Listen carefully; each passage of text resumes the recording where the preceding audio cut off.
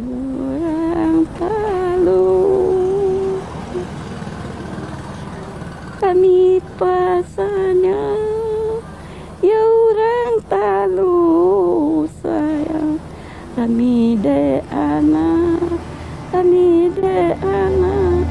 curang.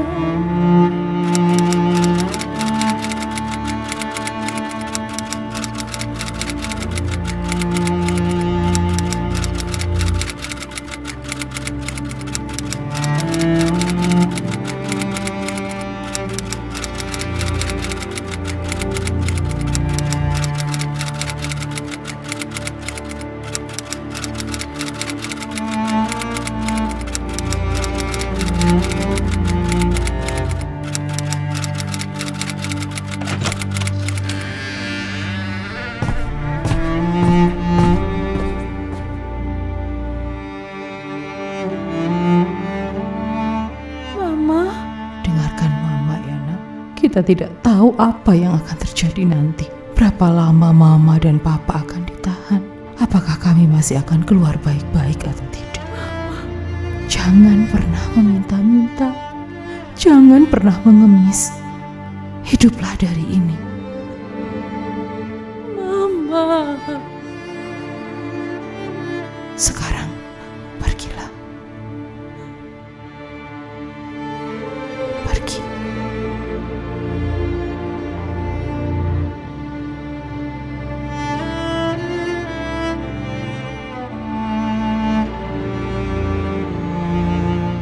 Ini adalah kisah tentang seorang perempuan, salah satu perempuan yang cukup berpengaruh di masanya. Dia sangat kritis menggugat ketidakadilan sejak masa kolonial. Dengan 11 nama samaran, perempuan ini selalu lolos dari kejaran pemerintah Hindia Belanda. Namun ketika negara ini telah merdeka, dia justru dipenjarakan oleh pemerintahnya sendiri atas tuduhan mendukung pemberontakan. Dari sekian banyak nama samaran yang dimilikinya, Selasih adalah yang paling populer. Siapa sebenarnya Selasih? Kenapa dia begitu menginspirasi, namun pernah juga dianggap begitu berbahaya? Mari kita kupas sosok ini lebih dalam.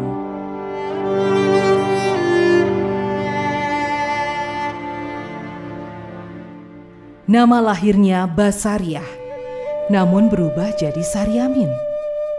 Di sekolah era Belanda, ia punya nama panggilan Mince, yang artinya Min kecil.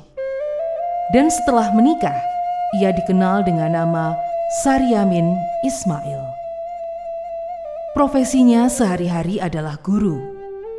Namun, ia juga seorang sastrawan, juga penulis yang aktif di berbagai media, aktivis perempuan pro kemerdekaan, feminis di masanya, organisatoris, serta politisi.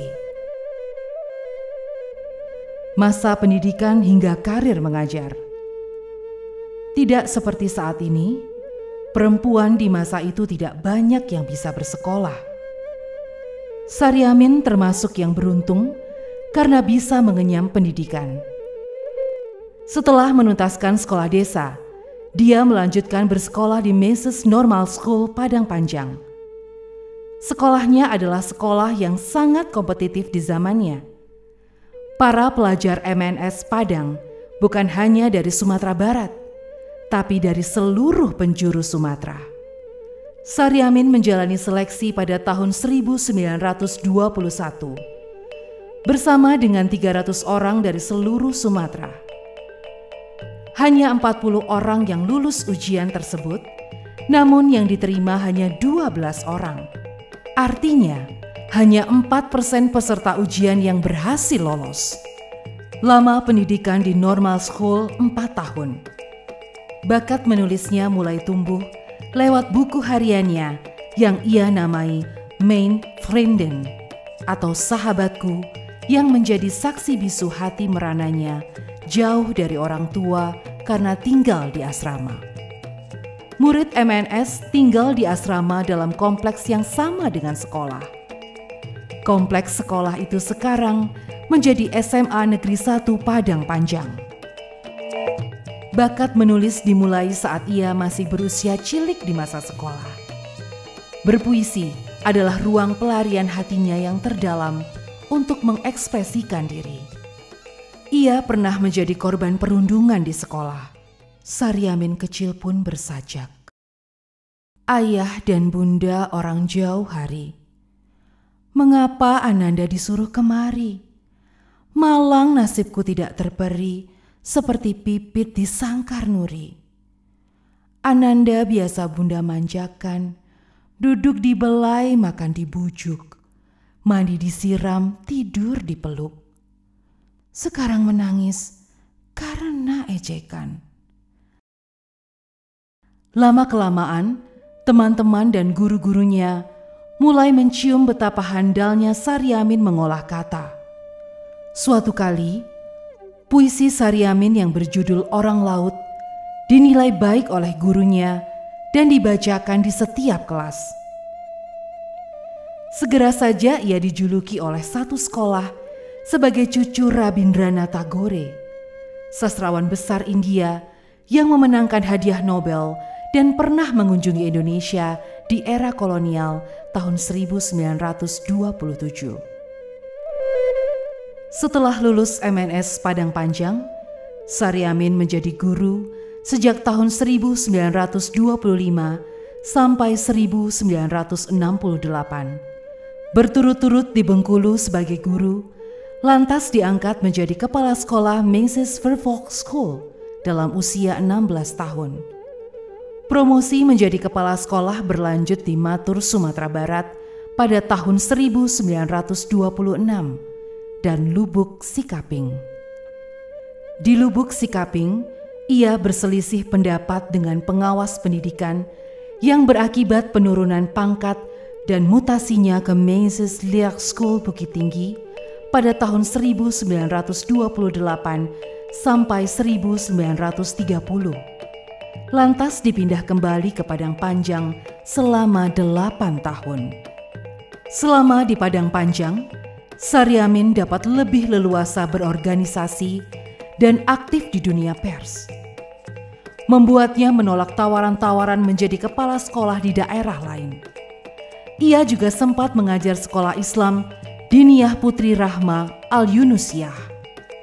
Seiring waktu, aktivitas anti-kolonialnya tercium oleh pemerintah Belanda.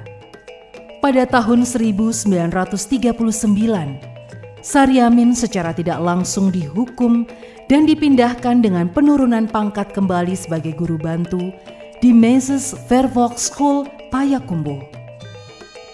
Setelah menikah dengan Ismail bin Komar, seorang pengacara di Pengadilan Negeri untuk Bumi Putra, Saryamin Ismail ikut suaminya ke Teluk Kuantan, Riau dengan mengajar bahasa Belanda di Schachel School milik Kuantan Institute.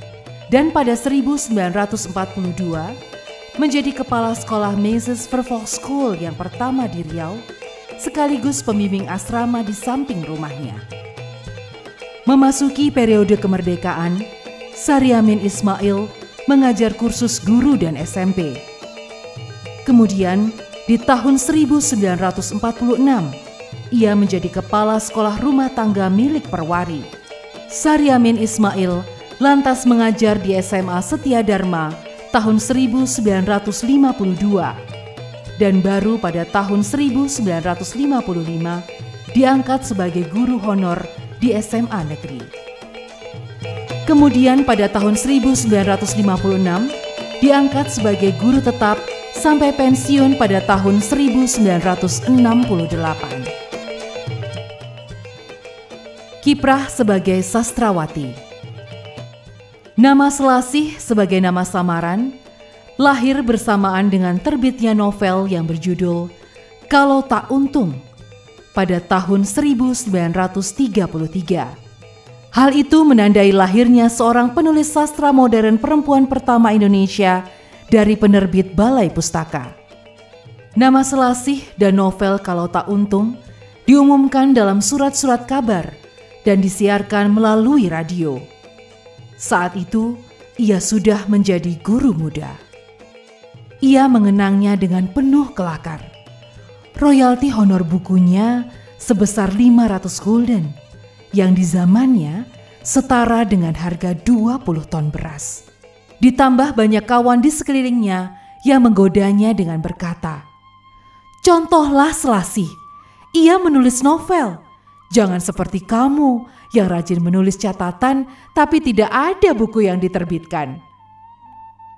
Teman Selasih itu tidak tahu bahwa gadis yang digodanya ialah Selasih itu sendiri.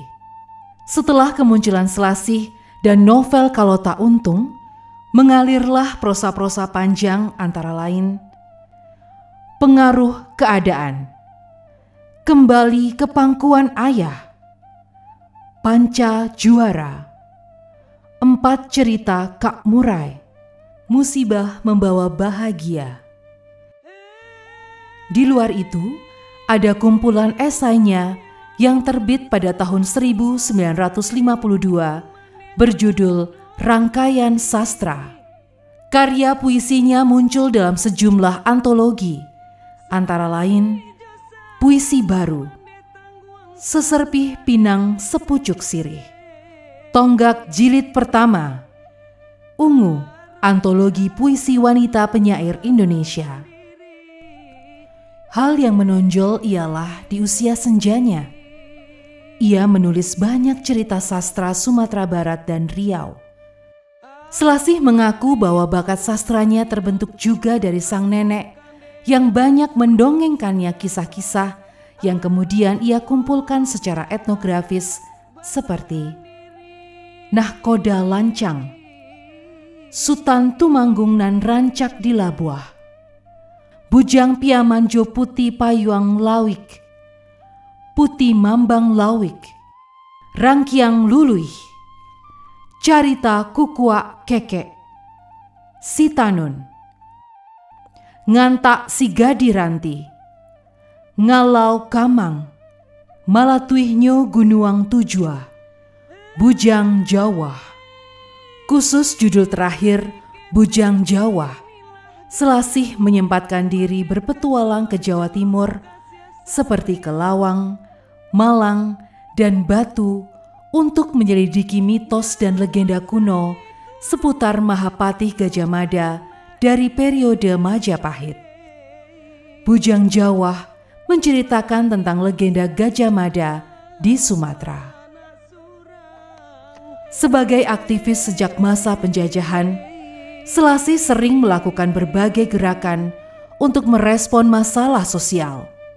Antara lain, menyokong tetap berdirinya HIS dan Merapi Institute, mendirikan sekolah swasta, merebut kepengurusan beberapa pasar malam dan pacuan kuda supaya hasilnya dapat dipergunakan untuk kegiatan sosial, mengadakan pertunjukan sandiwara untuk korban bencana banjir dan kebakaran, mengusahakan pindahnya seorang kontroler yang menekan rakyat, mencela pemerintah kolonial yang telah mengizinkan pendirian rumah pelacuran di kota Padang Panjang, memilih Muhammad Yamin menjadi anggota Volksraad. Setelah Indonesia merdeka, Selasih masih menjadi aktivis dan politikus yang cukup vokal. Dia kerap mengkritik pemerintah Soekarno yang dianggap terlalu sentralistik ke Jawa. Ketika pemberontakan PRRI pecah, Selasih dan suaminya dianggap mendukung pemberontak. Mula-mula suaminya dahulu yang ditangkap. Selang 3 bulan kemudian, Selasih yang ditangkap. Naskah, buku, dan album foto disita negara dan tidak pernah kembali. Sedang rumah yang diduduki tentara dikembalikan kelak.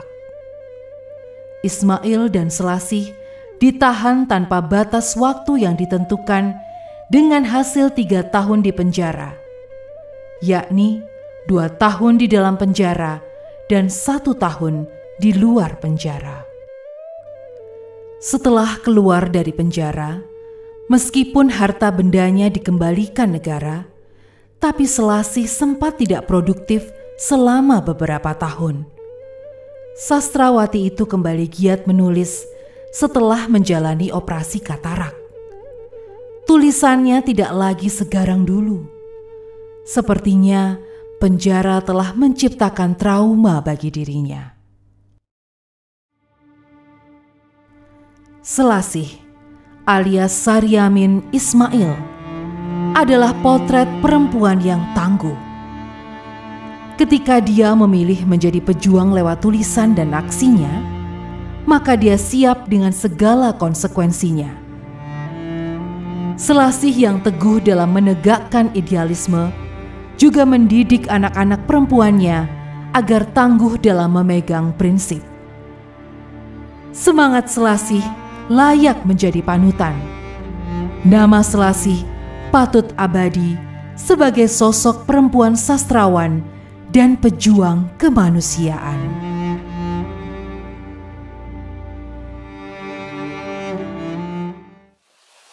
Jadi poin saya adalah dari remaja beliau itu sudah melakukan perjuangan, saya istilah, karena memang dan hidupnya itu sebagai bagian dari perjuangan hidup dia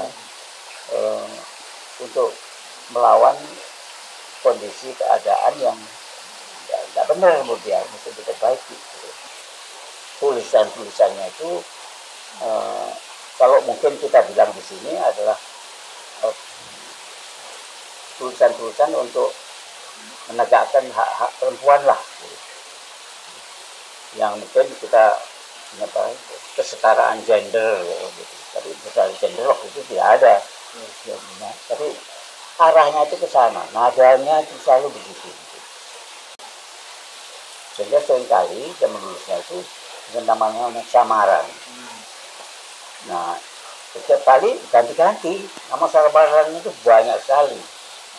Selase itu yang kalau dia sampai ke buku, untuk ya tulisan untuk buku itu selase atau seleburi atau Sri Gunting atau apa namanya. Itu mayoritas nama-nama tanaman, Bu. Iya. Tanaman-tanaman yang di akar rumput lah gitu. Ya. Jenis belukar. Semak belukar gitu. Ada filsafatnya atau memang maknanya? Ada. Dia selalu merasa, dia selalu merendahkan diri gitu loh orangnya. Jadi tidak pengen menonjolkan diri gitu, dan karena itu nama samarannya pun menunjukkan sama tumbuhan tanaman pun yang tidak selalu dianggap tidak terlalu bagus, penting gitu. Walaupun sebenarnya selasih itu tanaman yang ini ya berguna ya, banyak obat dan kemudian wangi-wangian juga kan, agak wangi baunya.